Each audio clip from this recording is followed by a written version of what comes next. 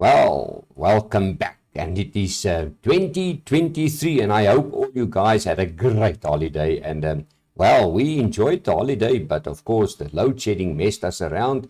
But let's carry on and see what this year is holding us. And thank you for all the requests. I tweeted on Monday so that I can do some preparation for some charts, and really, we were flooded just by emails and by Twitter. Thank you so much. And remember, without your support, this program will not be a success. Well, let's kick off with Anglo American. I mean, what a rally. From October this year, can you just see here? There you are. From October, it rallied from 519 Rand to 738. And I can remember I was looking at this head and shoulder formation. Remember, this is a weekly chart because after these rallies, I think we need to see a little bit of a longer view here. But what do we see here? I know we've got this wonderful rally, but I'm still nervous because I'm still seeing this ugly head and shoulder that can maybe play out. I hope I'm wrong. Yes, the right shoulder is much higher than the left shoulder. That can change the scenario because this can wipe it out.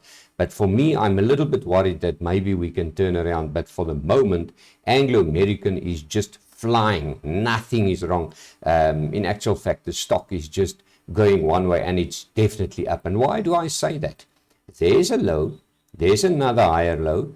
There's the 40-week moving average, that long-term moving average of Anglo American. That was sitting at 647 Rand 20 cents. And what happened? Since then, it just went higher, and it's now trading at around 738. But what worries me is you can say that from September this year, look at that. In almost one go, it went from, let's say, 500 Rand to 740. Yes, the commodity sector is booming and everybody is happy about it.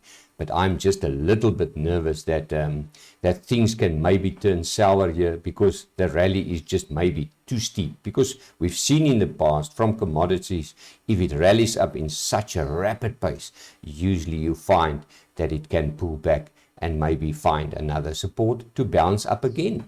Well, let's have a look at another stock, Sibanye.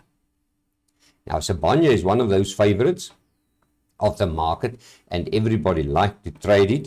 And I just want to remove that because I did an opinion for somebody the other day, and it looks like that the share is slowly but surely finding its feet. I can remember it's really struggled around this 36 Rand level. It was oversold for quite a long time. And remember, this is a weekly chart once again. But the share did not find any buyers. But suddenly, the last few weeks, it started to move up slowly. And if I look at this trend line, there's the trend line. The momentum, there you are, is up. And it shows some beautiful higher lows there. There is another line that I would like to look at, and this is this resistance line of this channel. And yes, we are positive about this chart, and we are positive about the share because they're doing well. I'm seeing this ascending channel. And what you usually find in an ascending channel, yes, it is positive while it is in this channel. But usually what you do find is when this channel breaks, you see a sell-off, and that is the tipping point that I'm looking for. So yes, it can move higher in this channel. It can actually reach all the way up to 54 Rand. But for my biggest concern will be if it breaks this trend line at 46.92, we can actually see the share all the way coming down. And let's just do the projection there for you. There's the one, that it's the width of the channel. If I project it to the downside, it can maybe take the share down to 41 Rand and 23 cents. But my biggest worry will be if this 40-week moving average, and that is sitting at 44 Rand and 40 cents, if that turn into a resistance, we can see some selling take over again. Because what did the past teach us? The past teaches us the moment the 40-week moving average comes and it turns into a resistance, we can see an ugly sell-off. I just would like to mention that the local market is one of the best performing markets for the last year. And that means, sometimes we are negative about our market and we're nervous. our market performed beautifully. In actual fact, it did better than the S&P 500. So it can maybe be that our market has rallied a little bit ahead of itself, and it can maybe pull back from here. Let's have a look at Google.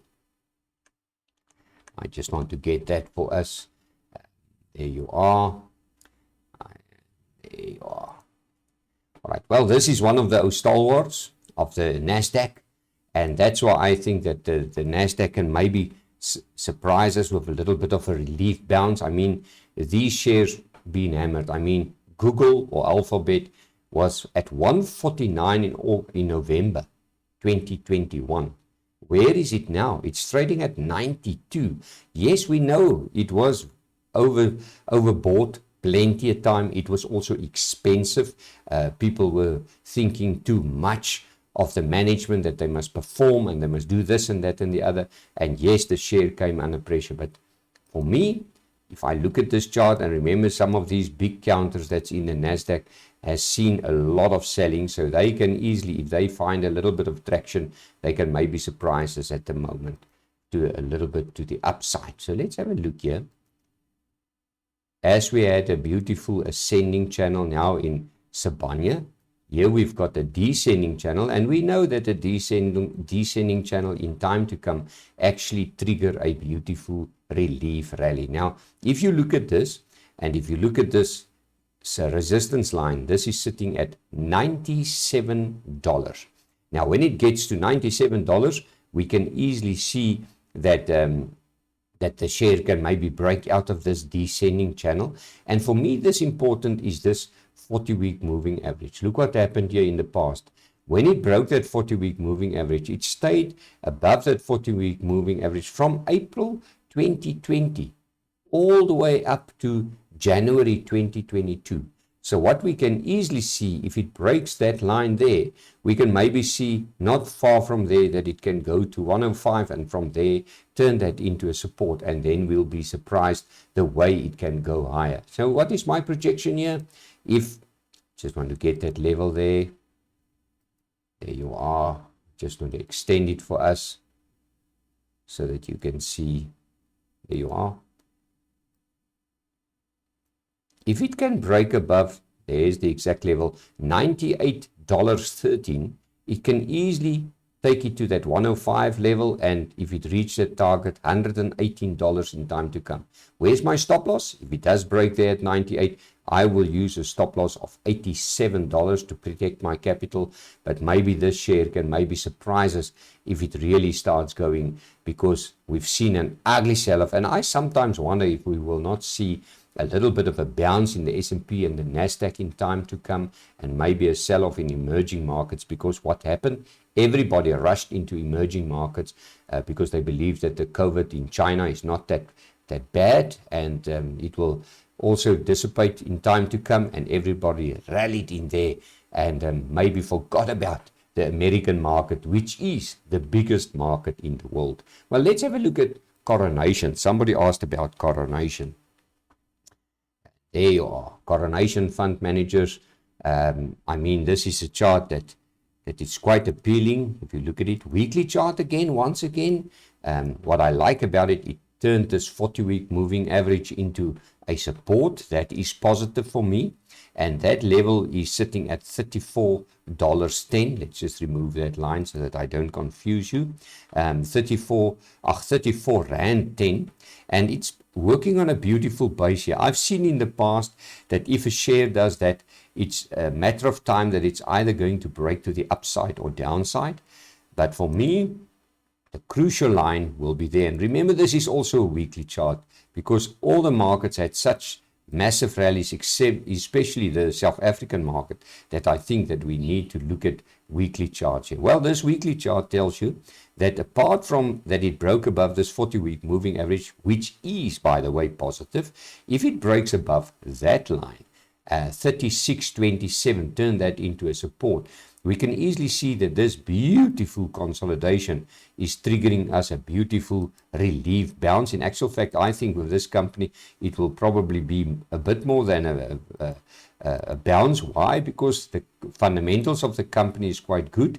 But always remember, these fund managers like Coronation or Sanlam or PSG, all those companies, they are proxies of the market. So when the money goes into the market, it usually does well for them, and then the share perform. But if you do want to buy it above that resistance line, I will use this 40-week moving average as 33.87 as my stop loss.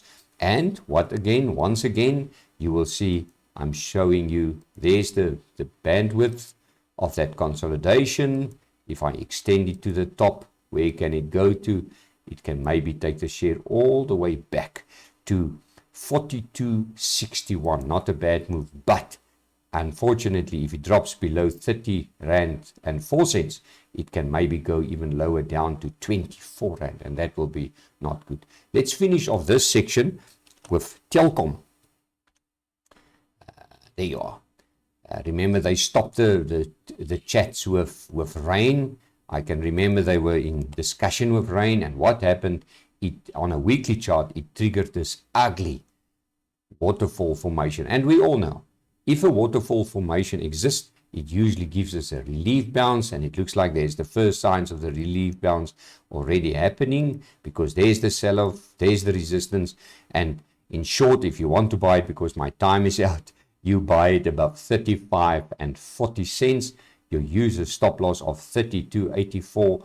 And where's my targets? My targets will be, there's one there, 38.06, 40 Rand, and that's close to that 40-week moving average. So hopefully it can go back to that 40-week moving average and turn that into a support.